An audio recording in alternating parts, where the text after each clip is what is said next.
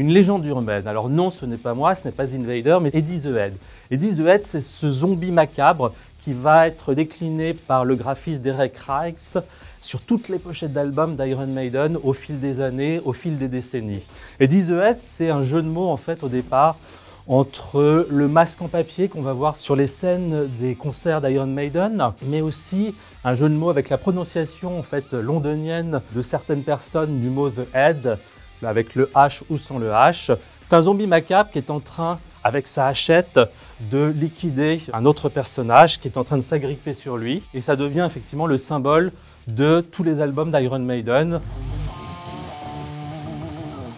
Ce Rubik's, c'est une œuvre extrêmement importante et iconique dans la série des Low Fidelity d'Invader. Les Low Fidelity sont en fait ces reprises de pochettes d'albums, les albums préférés de l'artiste, qui va le décliner à partir de 2009 et au fil du temps. Là, on est sur une œuvre de 2009.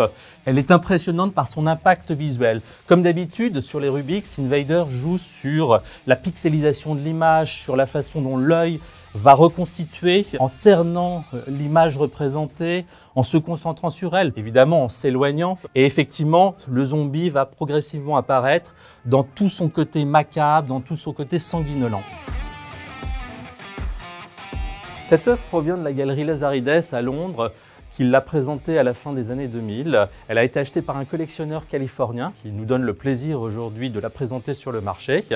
Le Rubik cubisme, le mouvement créé par Invader, reste extrêmement d'actualité aujourd'hui puisque le 23 juin prochain s'ouvrira au MIMA à Bruxelles une énorme rétrospective d'une plus de centaine de Rubik's de l'artiste, de toutes les séries, les Masterpiece, les Badman et les Low Fidelity.